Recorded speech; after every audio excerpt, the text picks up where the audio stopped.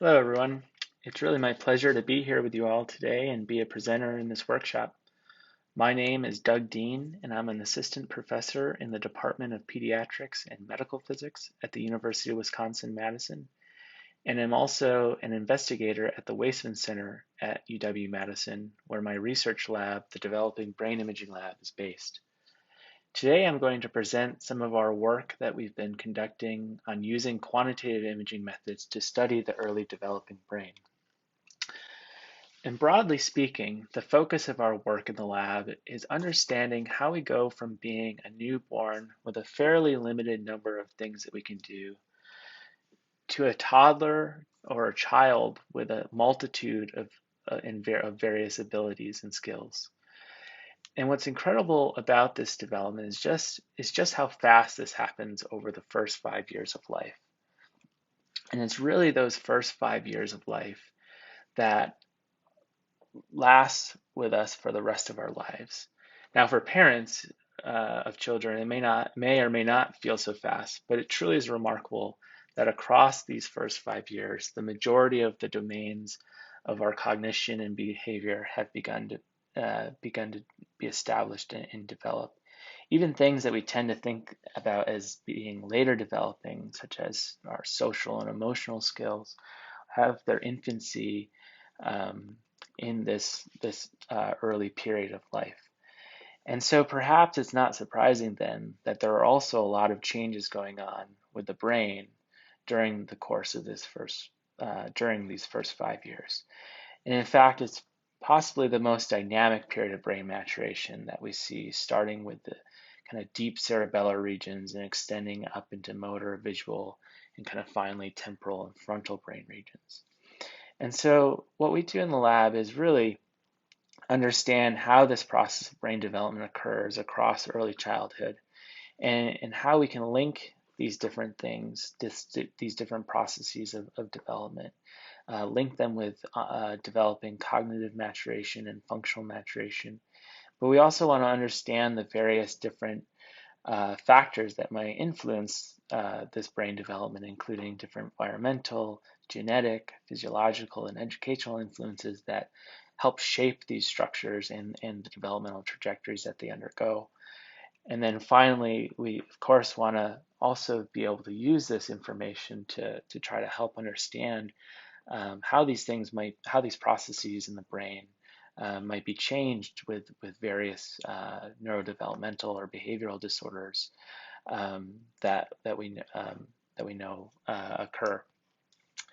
And so if we look at how uh, imaging or MRI has been used to study early brain development, we're going to be faced with a problem. And really, what that is that um, if we look at the literature, there's very few studies that have been conducted across this first 5 years, this critical period of early brain development. And the real reason behind that is, as you can imagine, is that it's really difficult to put this little guy here into this big machine that is geared towards more for adults. And really, what you end up with is that these two things kind of what it comes down to is these two things mix kind of like oil and water. They don't really go very well together. It's very difficult to ask for a child to stay nice and still in the scanner, as we know we need to have for acquiring really nice high quality images. Parents also tend not to like sedation, and neither do institutional review boards.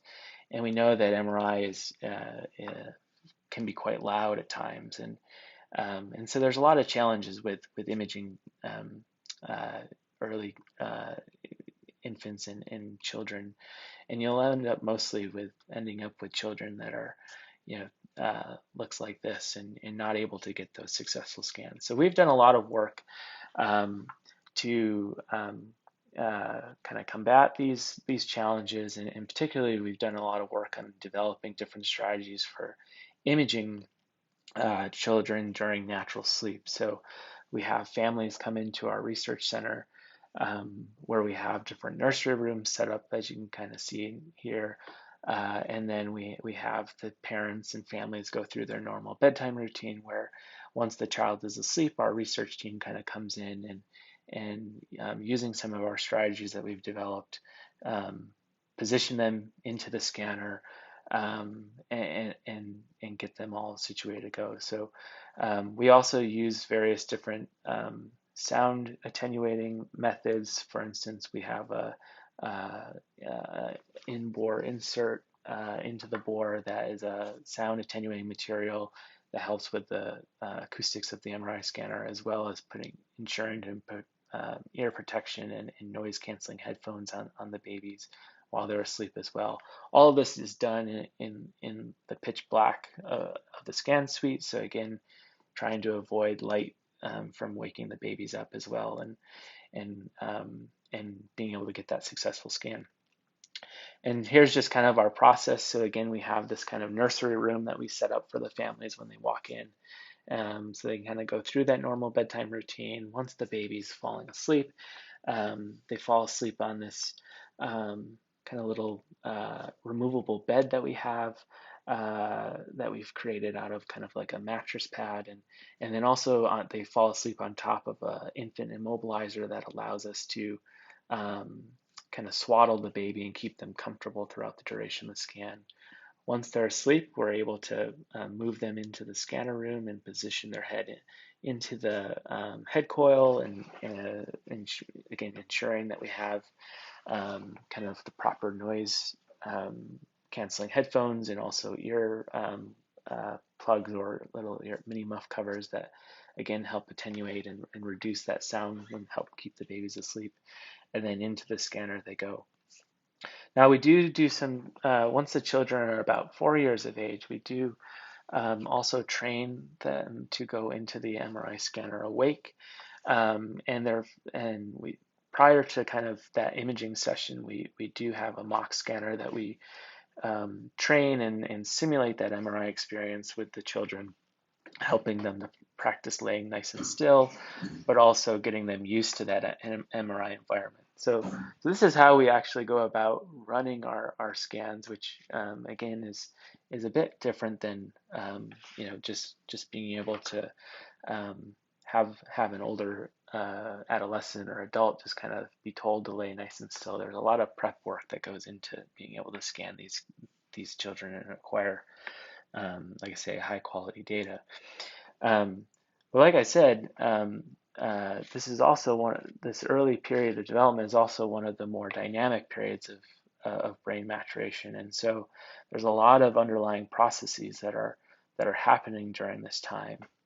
Prenatally, kind of prior to when we're imaging these children, a lot of the core brain structure are developing, a lot of connections are being formed, but kind of postnatally, we see kind of these neural circuits again kind of being refined and undergoing further development through different processes like synaptogenesis, neuronal pruning, and probably one of the more pronounced things that we see is kind of early brain myelination.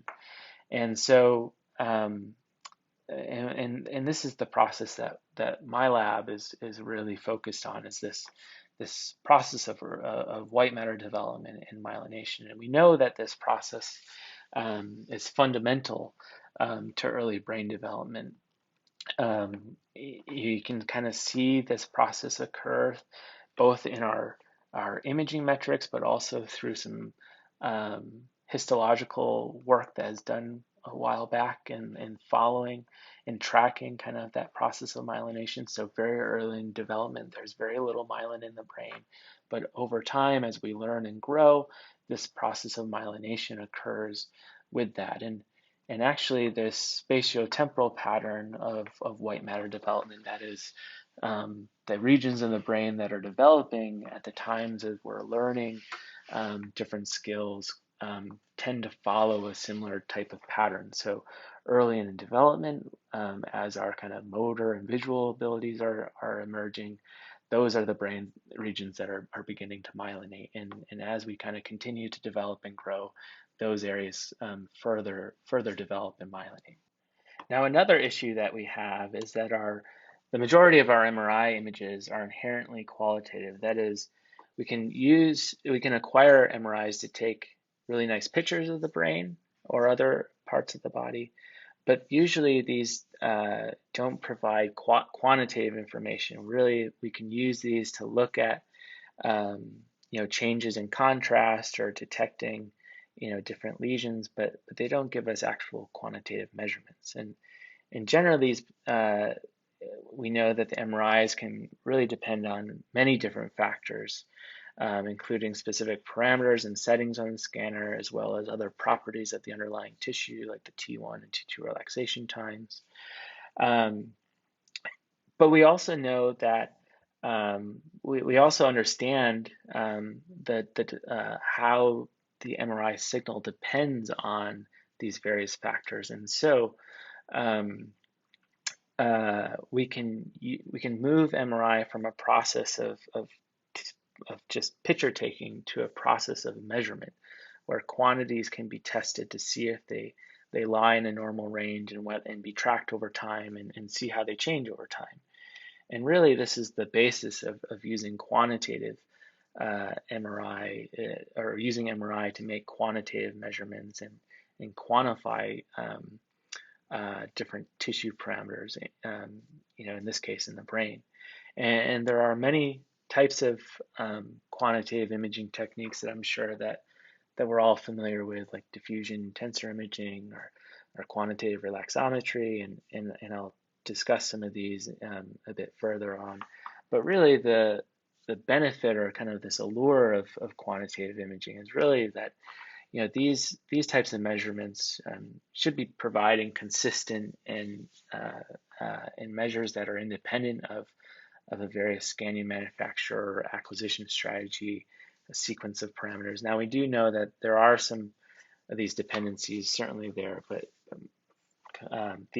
for the most part, quantitative imaging is providing these kind of consistent measurements. These are also measures that are highly sensitive to biological change and can be tracked over time. So this makes it these types of techniques ideal for characterizing and understanding early brain development. And so some of the key questions that we ask then is how does the brain develop over this key period of early life development, and how can we characterize these aspects of development and do early life experiences and exposures influence the trajectories of early brain development.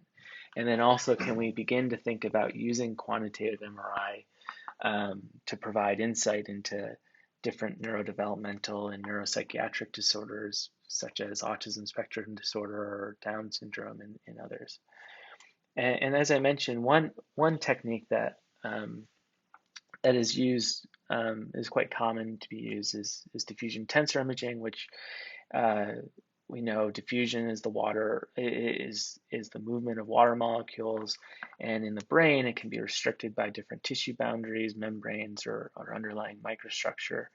And DTI really probes that tissue microstructure by being sensitive to how the water molecules diffuse throughout the brain. And so we can also make and if we can acquire our images and get these sensitive measurements, we can also fit these images to the underlying DTI model, which provides several different measures or metrics that are sensitive to that underlying microstructure, like fractional anisotropy, the mean diffusivity or axial diffusivity, and radial diffusivity. So this is how these metrics look like in the adult brain, but if we were to go and look at how they might look like in the 1-month brain, this is what we might see. So actually, FA is kind of very, very adult-like. Even at an early age, you see kind of that the FA is bright, kind of in those white matter regions, even though they're not myelinated. We know that those pathways are there as early as kind of 1 month, and so that's what's causing the FA to be higher in those regions.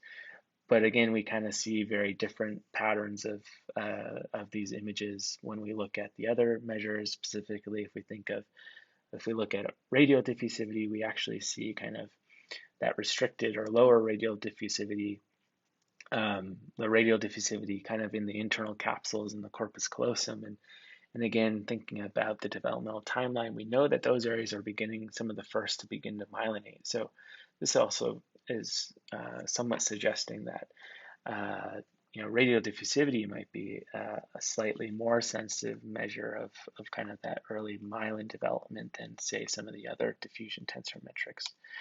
We also see some different interesting relationships with across gestational age, and see that even kind of within the 1 month, these measures are changing kind of very rapidly, and there's a bit of individual variability across these different measures, but also that different structures in the brain seem to have different developmental patterns that can be identified even early as 1 month of age.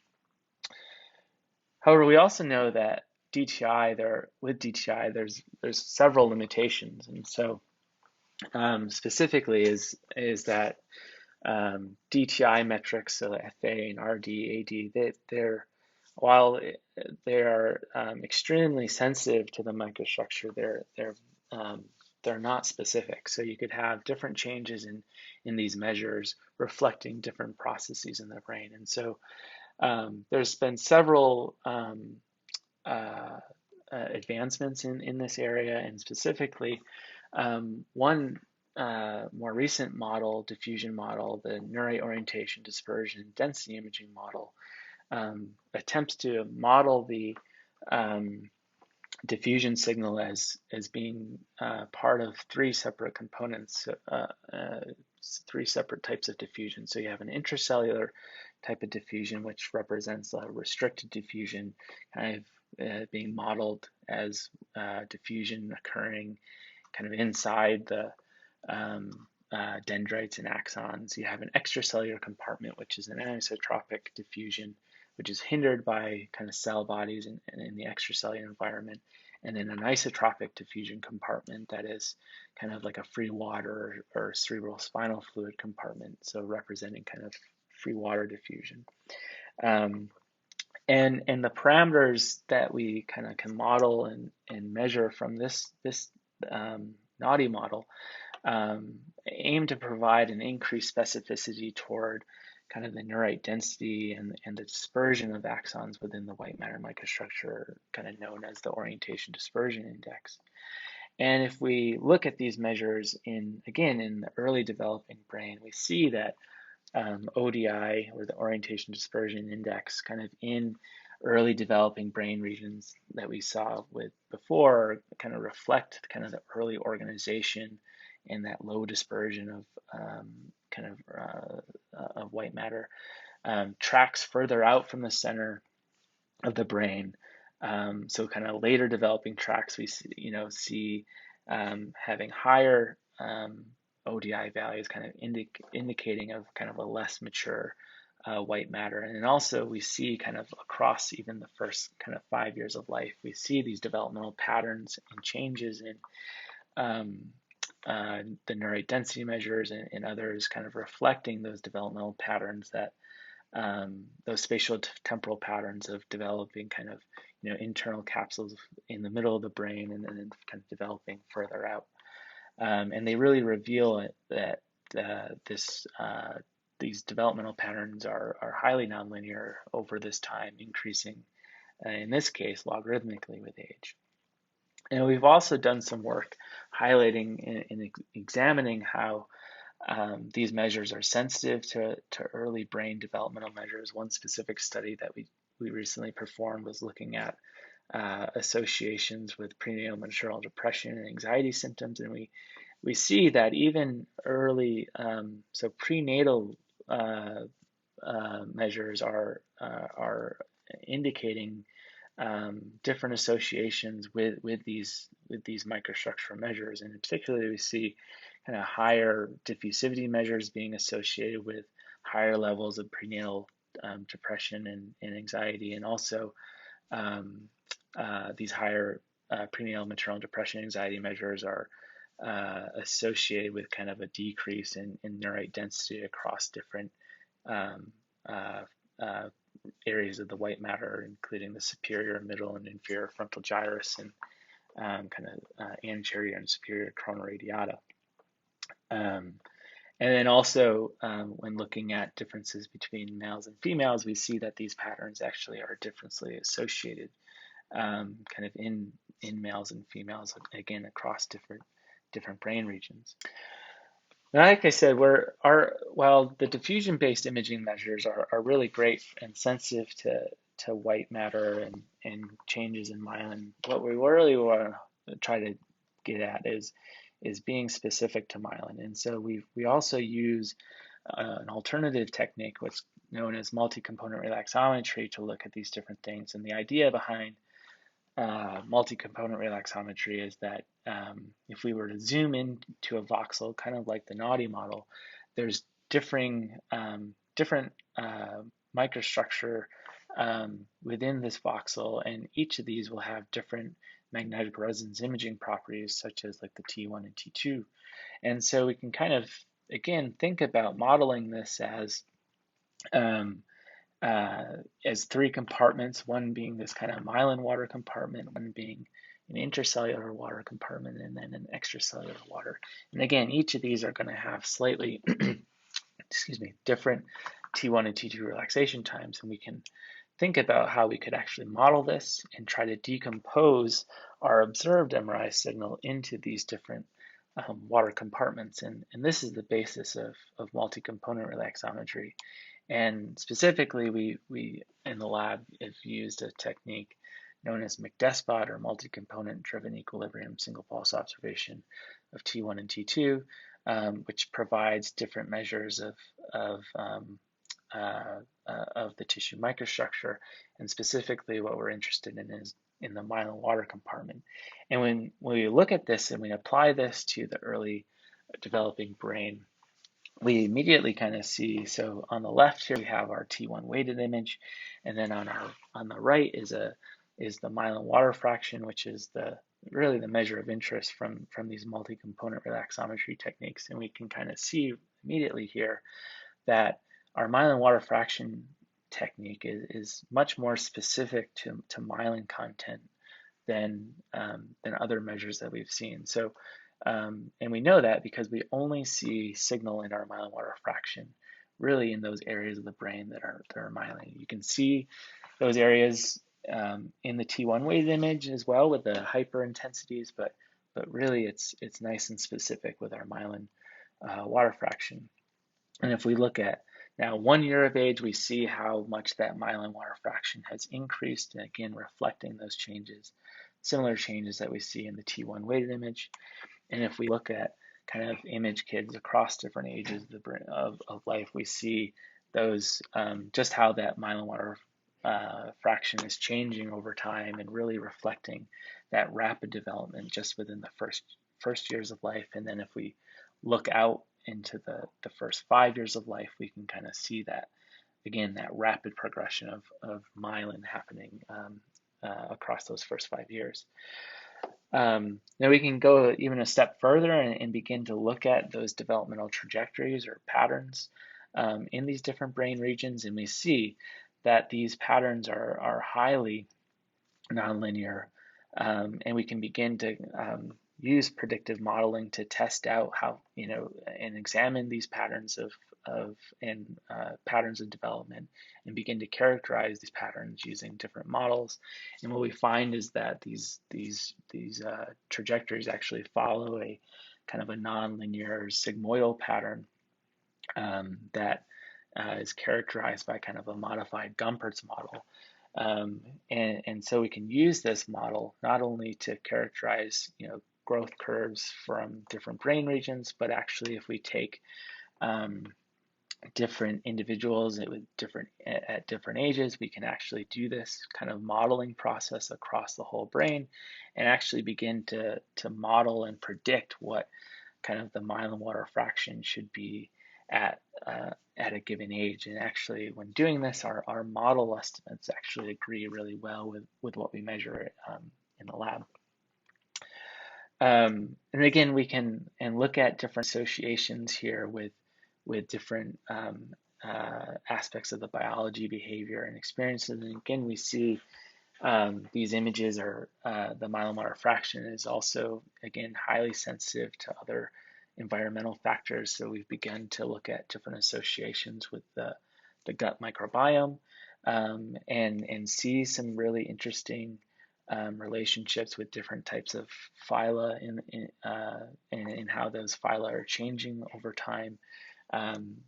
We also see really interesting relationships with the myelomotor fraction changes over time and the development of different cognitive behavioral abilities. So children with different behaviors, different abilities, tend to we see have different kind of trajectories of brain development. And again, also looking back at kind of early prenatal maternal diversity measures, we see that these are also sensitive to these types of metrics. Another area that we're focused on is using these quantitative imaging techniques to really look at differences in using these imaging methods to provide new approaches for studying kind of brain development in neurodevelopmental disorders. So we've begun to use NADI and other advanced diffusion imaging measures to characterize and examine different trajectories in individuals with autism, as well as we can begin to see changes in the myelin microstructure using multicomponent relaxometry, as well as kind of quantitative T1 relaxometry measures, and we really see the corpus callosum, which is a area of the brain that is consistently highlighted in autism studies as we're seeing kind of a decrease in myelin. That is what we see. So just as a brief summary, quantitative imaging kind of that I've highlighted really allows us to track and follow development longitudinally.